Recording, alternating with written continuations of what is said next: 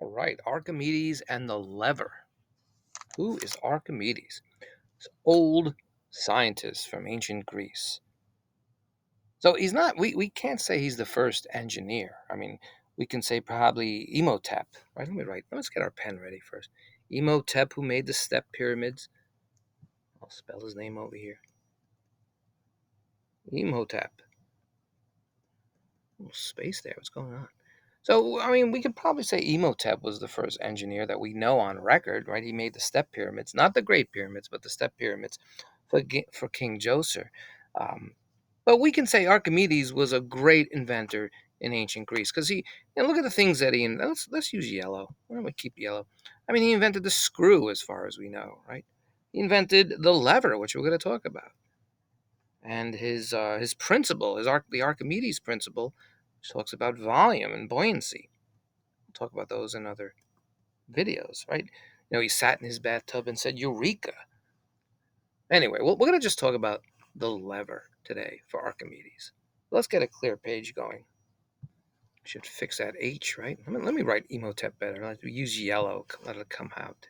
The great engineer of the pyramids, of the step pyramids, remember, for King Djoser. Remember, he didn't. The great pyramids in Giza, I mean, they're way before Imhotep. So Imhotep is, with 2,000 years later, we're looking at Archimedes. Archimedes, if we look at his timeline, but let's get a clear page. He lived in what is now Sicily. Let's get a clear page. So he lived around 287 BC. Let's use purple on this. So Euclid, you may be familiar with Euclid, who's the father of modern geometry. He may have been Archimedes' teacher. He could have been the teacher. We'll put a little question mark on there. So if you think about, and here's Syracuse, where Archimedes lived. And this whole area was part of Greece. It was called Magna Graecia a long, long time ago. So if you're looking at the time frame, if we, Imhotep, we're talking about 2,000 years before, but you may know Plato. So Plato, who lived around maybe 420, was born around 428, who knows, around that time BC. And then maybe Julius Caesar, Julius or Julius, the proper pronunciation, Julius Caesar. We say Caesar. Julius Caesar was born around 100 BC. So Archimedes is right in the middle. Archimedes. And we can say perhaps, in modern science, we can say he's probably one of the first engineers, not counting Imhotep. All right, so now we know when he was born. Let's look at the lever. By the way, here's a picture of Syracuse today. Nice turquoise water. All right, anyway, why don't we make a lever right in the water of Syracuse? Why not? Use yellow. So we know a lever. Here's our lever. And there's the fulcrum. That's where the lever rests. And here is a load. Right? This is a weight. Who knows what it is? We call it the load. So that's the load. And put an arrow here, this is the fulcrum. There's the fulcrum. Get that C in there. Here's the fulcrum. And here is where we're going to put an output force. We're going to put an output force. And so what the fulcrum does, and I'll write it over here, and I'll put red in the sky. So the lever, that is, what is the lever going to do? It's going to amplify, increase. That fancy word, amplify. Amplify, it's going to increase the output force. It's going to increase this force. This force.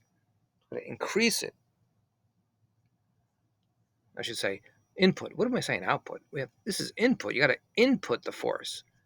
So it's going to increase an input. Always double check your work. It's going to increase an input. Putting the force in. So it's increasing whatever force you're pushing on. This lever is going to help amplify it, help increase it. And we know this. Intuitively, we know this, right? And it's good. And what it will do then is it will also bring out this output force.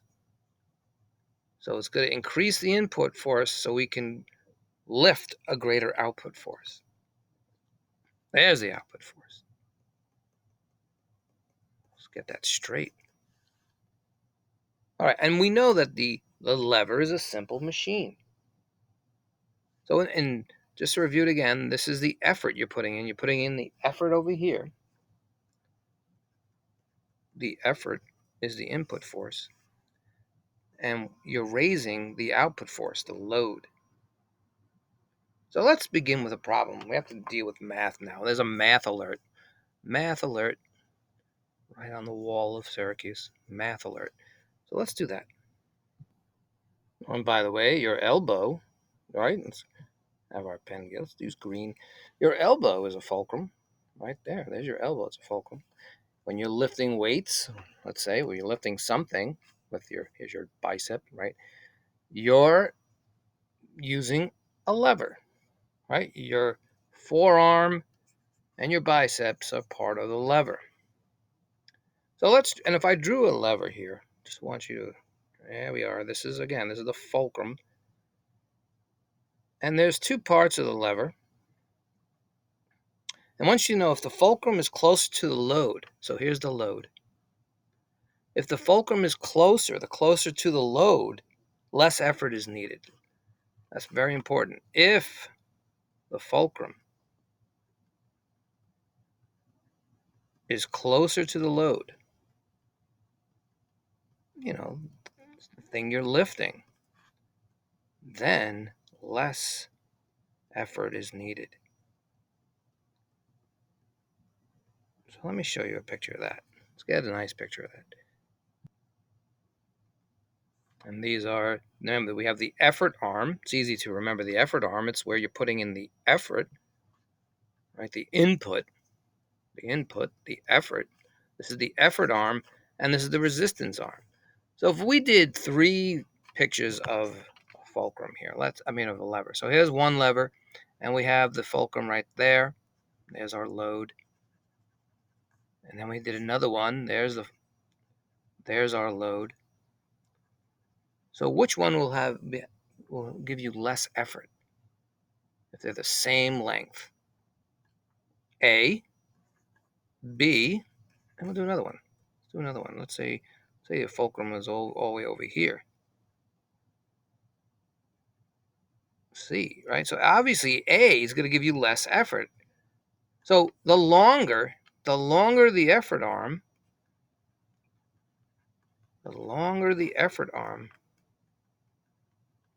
what do you think?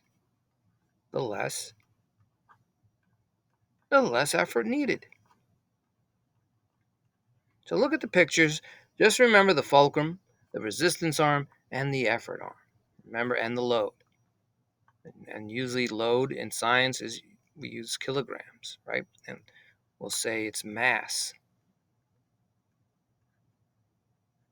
So now here comes the math. So study that for a minute, because this is what Archimedes was talking about. One of his famous things is he says, well, if you give me a long enough effort arm, I can move anything. That's what he was saying. So let's see how long your effort arm has to be to load a certain amount of weight. So let's get a clear page of that. You can study that again. Again, remember effort arm, resistance arm. Again, the closer, we'll get our purple here. The closer this fulcrum is to the load, the less effort is needed, the less input is needed. Very important right there. All right, here comes the math. Let's use purple. Purple for math. So we have this L1, and I'll explain what all this is. And we're going to multiply it by M2 times L2. And again, once we get that answer, we're going to divide it by M1. So what does all this mean? Well, L1 is the effort arm. It's the length of the effort arm. The effort arm length. We're trying to find that. We want to know the effort arm length that we need. Now M1 right there, M1 is the mass of the person or thing. The mass of the person or thing. So if we're going to use Archimedes, they say, was 150 pounds. Who knows if that's true, but we'll just use that, 150 pounds. So right now I can say, I'll use a different color, that we have L1, which we don't know. We have M2 times L2, and we're going to divide it by 150. We have that so far. Now, what is it exactly do we want to lift? So let's say, and we'll make our thing here. We'll have the fulcrum over here. And let's say the load is 2 tons. We want to lift 2 tons. So we want to know how long this effort arm must be in order to lift 2 tons if one person is 150 pounds. Or you're putting 150 pounds here. So Archimedes is going to sit there. He's going to sit there.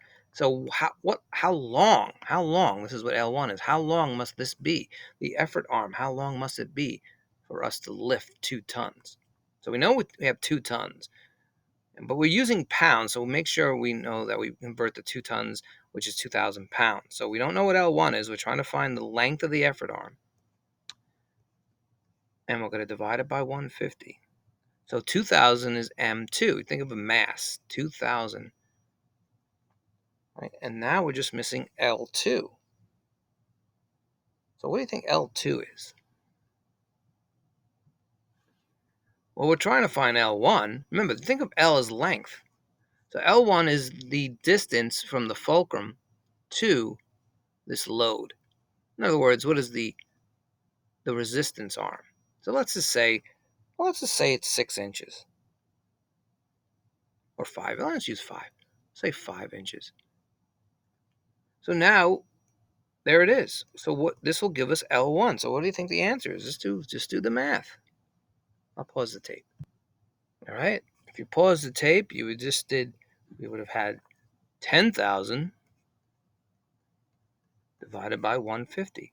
So we know that the length of this lever, if Archimedes is sitting on there, has to be over 66 inches, right? So we'll just say 67 inches. Right? So this would be 67 inches. Now what if this was further away? Right? Let's say the fulcrum, here's the fulcrum now, right? And let's say the fulcrum was further away from the load, and it was 6 inches. That's 67 for that. What should be the length now? Here's Archimedes just hanging out. What should the length now be? Try that one. And we'll change the color. Use that one. So if, again, now the fulcrum is further away, so we're saying now this will be 12,000 divided by Archimedes' weight of 150. So we'll need 80 inches. We'll need a longer arm if the fulcrum is further away. But what if the fulcrum is closer? Try this one. Now, let's say the fulcrum is only 3 inches away from the load. How long should this length be? How long should that be? Try that. What'd you get? You should got 40, right?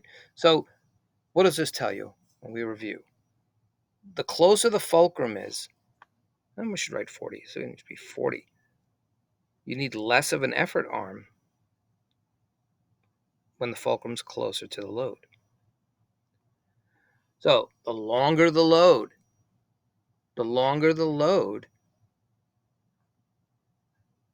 or the shorter the load. What do you think this means? Well, the closer the fulcrum is to the load, the shorter the effort arm has to be for someone weighing 150 pounds. But we can know in general that the longer the effort arm, the less resistance we're going to have. That's the key takeaway here. All right, that's Archimedes and the lever.